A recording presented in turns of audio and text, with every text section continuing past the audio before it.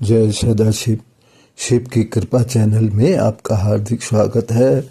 परम पिता परमात्मा सदा शिव की असीम कृपा आप और आपके परिवार पर सदैव बनी रहे, इसी प्रार्थना के साथ आज हम जानेंगे कि कोई भी पूजा पाठ या व्रत अथवा साधना हम करते हैं या करने जा रहे हैं तो हमें किस बात का विशेष ध्यान रखना चाहिए जिससे हमारे द्वारा की गई पूजा पाठ या व्रत साधना ईश्वर स्वीकार कर लें और हमको ईश्वर की कृपा प्राप्त हो, हमारी मनोकामनाएं पूरी हों।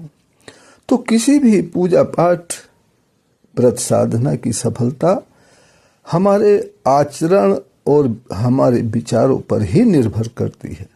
हमें सबसे पहले ये ध्यान रखना चाहिए, अगर हमारा आचरण और हमारे विचार पूरी तरह शुद्ध हैं, सात्विक हैं, सबको सुख देने वाले हैं, सबको प्रसन्नता दे रहे हैं, तो हमारी पूजा पाठ व्रत साधना सफल अवश्य होगी। और यदि हम पूजा पाठ व्रत साधना तो करने जा रहे हैं या कर रहे हैं, लेकिन हमारा आचरण, हमारा व्यवहार दूसरों के प्रति कठोर है, दूसरों को उससे दुख हो रहा है, बड़ों के प्रति हमारा व्यवहार सही नहीं है, स्वार्थपूर्ण है, आचरण घमंड से भरा हुआ है, दूसरे कोई भी हमारे आचरण से खुश या संतुष्ट नहीं है, हमारे विचार स्वार्थी हैं, दूसरों का अनिष्ट चाहते हैं, सात्विक नहीं है, तो हमारी पूजा पाठ व्रत साधना का कोई फल हमें प्राप्त नहीं होगा, उल्टे हमारे लिए दुखदायी हो जाएगा। जो लोग अपने घर को भगवान का घर नहीं मानते, घर के सदस्यों को भगवान मानकर सेवा नहीं करते, माता पिता का कहना या सेवा नहीं करते, उनकी आज्ञा का पालन नहीं करते हैं, बच्चों को सही शिक्षा नहीं देते हैं, अपने उत्तरदायित्व को नहीं समझते हैं, उनकी पूजा पाठ व्रत साधना दुखदायी हो जाएगी। एक गांव में एक महिला थी, उसके परिवार में बूढ़े सास ससुर, उसका पति और 2 बेटे थे। परिवार के पास अधिक जमीन तो नहीं थी, पर अपनी गुजर बसर ठीक से कर लेते थे। महिला बहुत पूजा पाठ व्रत तो करती थी और सत्संग में जाया करती थी। सास ससुर अपने पति के प्रति उसका व्यवहार आचरण ठीक नहीं था। व्रत के समय वो अपने आप तो खूब फल खाती थी, पर सास को कभी खाने के लिए न देती थी न कहती थी, और हर महीने अपने पति से सास ससुर से लड़ झगड़ कर पैसे ले लिया करती थी और सत्संग चली जाया करती थी।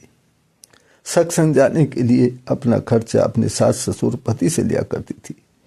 अपने बेटों के प्रति भी वो कोई अपनी जिम्मेदारी नहीं समझती थी। अपने पास पड़ोस की महिलाओं को भी अपने सत्संग जाने का घमंड दिखाया करती थी। उसकी हर बात में सत्संग का घमंड झलकता था। एक बार संयोगवश सत्संग में भगदड़ मच गई। भगदड़ के दौरान महिला का एक हाथ और एक पैर टूट गया। महिला किसी तरह रोती बिलखती घर पर पहुंची। उसके सास ससुर ने, उसके परिवार वालों ने महिला की यह दशा देखकर, यह हालत देखकर उसके सास ससुर और उसका पति तुरंत महिला को अस्पताल ले गए। वहाँ उसका इलाज कराया, उसकी सेवा की। तो एक दिन सास को सेवा करते हुए देखकर महिला रोने लगी। उसने अपनी सास से क्षमा मांगी और कहा, माता जी, मैं आज समझ गई कि मेरे भगवान तो मेरे घर पर ही थे और मैं इधर उधर घूमती रही। अगर इतना जितना समय मैंने इधर उधर सत्संग में जाने से खोया है मैं अपने घर के भगवानों को, देती और उनको पहचान लेती तो मेरी ये दशा न होती। तो हमारा आचार विचार ही हमारी पूजा पाठ को संपन्न कराता है, इसलिए पूजा पाठ से पहले हमें आचार विचार शुद्ध करना चाहिए। समझता हूँ कि वीडियो आपको पसंद आएगा, लाइक शेयर कर लें और शिव की कृपा से जुड़े रहें। परम पिता परमात्मा सदा शिव की असीम कृपा हम सभी पर बनी रहे, इसी प्रार्थना के साथ फिर मिलते हैं अगली वीडियो में। तब तक के लिए जय सदाशिव।